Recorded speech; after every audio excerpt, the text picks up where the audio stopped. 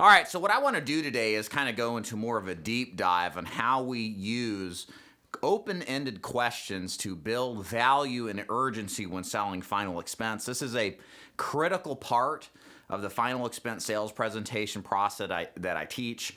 And I think it's really important that you know what questions to ask and understand why you ask a question in a certain way, because what we ultimately want to do when we're selling final expense is to convince the person, not by force, but by their own reason, helping them come to the conclusion themselves through their own mental process that they actually need to get insurance.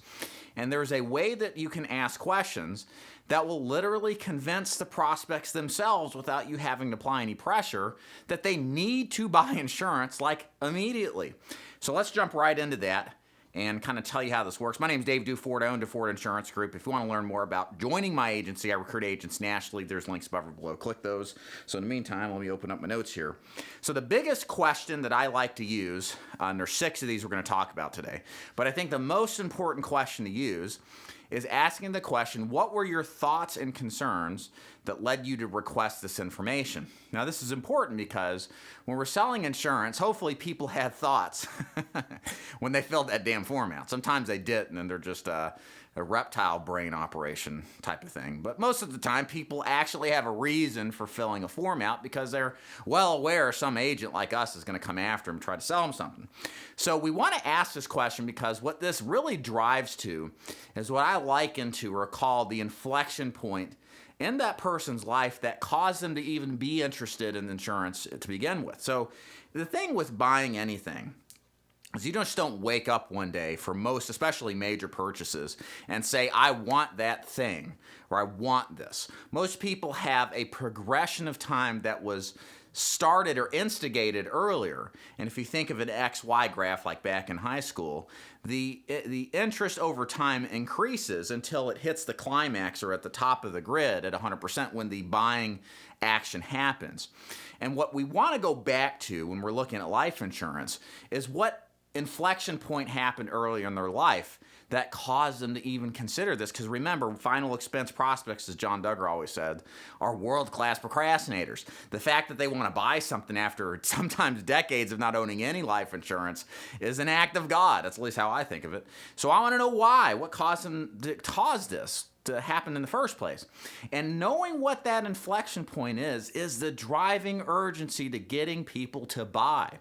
So what many times the answer to that question is something along the lines of, well, you know, I'm not getting any younger, and you follow up with some more questions. You find out they lost their spouse a couple years ago. They lost their mom or dad a couple years ago. They saw a dear friend die, and either they had coverage or they didn't. And they saw the outcome of what happens when someone dies and doesn't have the money to pay for it. So therein lies that's a very common inflection point. And what this allows us to do, because it's open-ended, is it allows us to get into the story of what happened with the client. What experience did they see when so-and-so didn't have coverage, the kind of pain they experienced. It allows them to communicate that to you, and it's a powerful strategy to use to get interest and urgency developed that's already inside of the client but out verbally. So another question I like to ask, and this is a good one because it's a leading question. It gets them thinking about already owning what we're there to sell them. So there's a utility in that. And helping them see themselves own the coverage is helping them believe, therefore achieving that outcome, which is owning it. So the question I like to ask is, what would you like your new final expense policy to accomplish? So again, the assumption there, a leading question is, what do you want it to accomplish, your new policy? I don't ask them if you get this policy. I say, what do you want this new policy to do for you? And this also answers the important question of, what do they want? You know, like, why are we there? Now, a lot of agents like to, tell them why they should buy this and tell them the reasons it's important, but that's not really, that's your values expressing or projecting them out on somebody who may not share them. And you may be projecting your values with a different set of language than what they're used to or how they think of things. So why just tell them, why not just let them tell you what they think? And so when you ask them, what do you want to do with this new policy of yours, they're going to tell you all the major hot buttons that matter. Do they want to be cremated, buried? Do they want to take care of a loved one? Do they want peace of mind? whatever it is, they're going to use the words to describe what it is that they're wanting to accomplish. And then you can use those words they give you and then implement and weave those into your presentation so that the language you use matches theirs. And the only way we are able to follow that or find that out is because we asked that question. And now we can better custom tailor the presentation, because final expense coverage can do all sorts of things. But what we really care about in the selling process is matching what they want with how we describe it to them, because there'll be better alignment to it and more likely to buy. Number 3 question on here is, God forbid, if you died tomorrow, how would you take care of your final expense plans? I love asking this question, especially after I ask, so what are you doing right now for your final expense coverage? And they kind of squirm in their seats, or you hear it over the phone, you kind of know it's an uncomfortable question. I'm not doing anything. I don't have anything in place. And the reply to that is that, so wow, God forbid, if you die tomorrow, what happens? And then that real uncomfortable silence lets the seriousness set in and get the client really disturbed. We're asking disturbing questions, which is critical. And it takes them through the process of walking through this mental exercise of who's going to get hurt when you die and aren't prepared. What happens? Who's going to pay for it?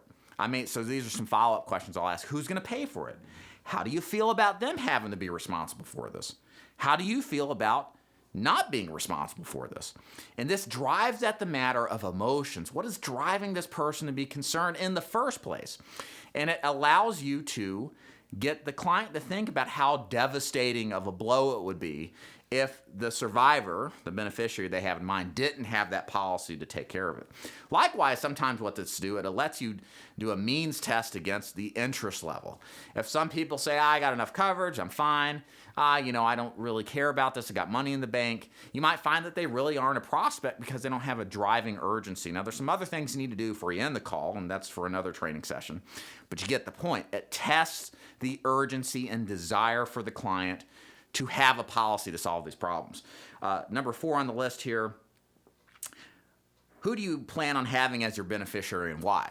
So this is something I never did throughout my whole full-time career, simply selling final expense. I never asked about the beneficiary. It would come up, obviously, at times. But now what I teach agents to do now is you intentionally want to ask who the beneficiary of this new policy is going to be. Again, leading question. I'm telling them they're getting this new policy just subtly, right? And I'm having them think about the person who's of benefit to it, right? And less about the policy itself, but the benefits that come from taking care of your loved ones who would otherwise have to come out of pocket for it. And so what happens when we ask this, many times they give us a name, and I want to ask them why. And the reason I ask them, so why do you want to have your daughter set up as a beneficiary? Well, because she's the most responsible person in the family. She's this and that. She takes care of my affairs. And then that way I get to a little bit know who that person is. And then I'm going to use the name that I collected, that she gave me, and I'm going to say, hey, Emily is going to be a huge beneficiary of this. Emily's going to have peace of mind. You don't have to worry about Emily experiencing any kind of strain, stress, or pressure when you die when it comes to money.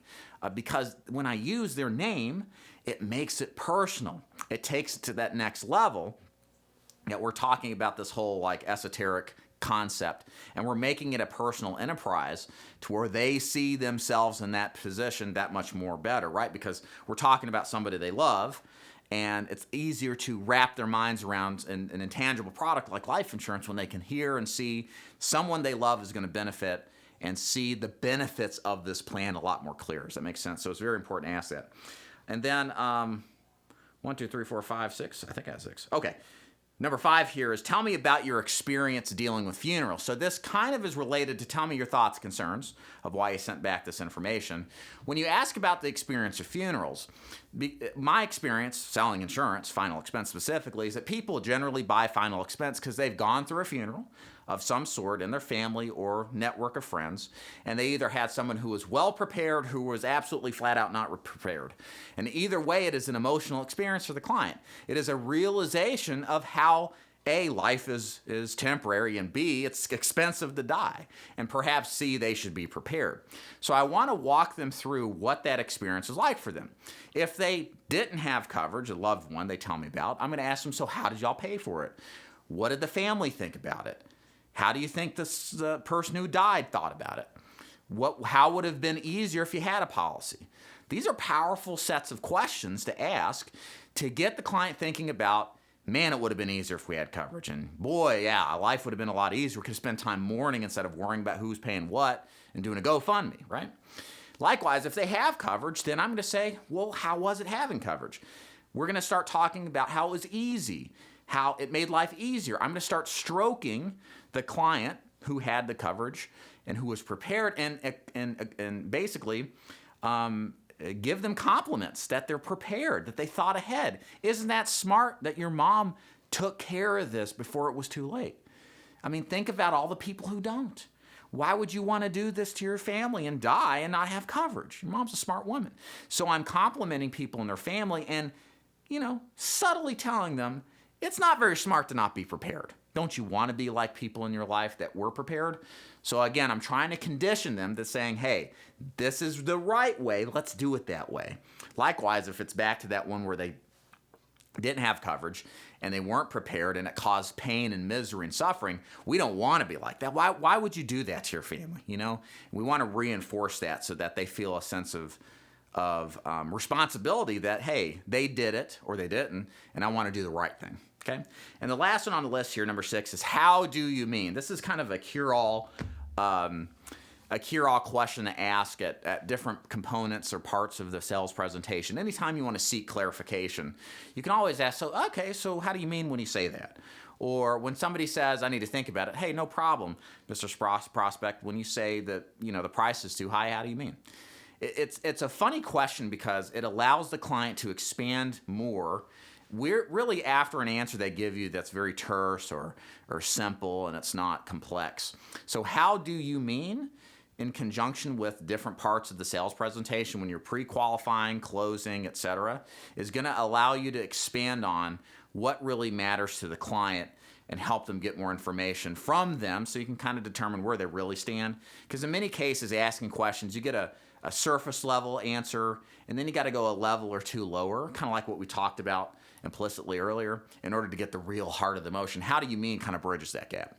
So I hope these questions help you better sell final expense insurance. They absolutely will. These are things I teach all of my final expense agents to do. We incorporate them in the script. They make a huge difference to get people not only buying insurance, but believing in it. And when you have their belief captured, it's easy to sell them anything.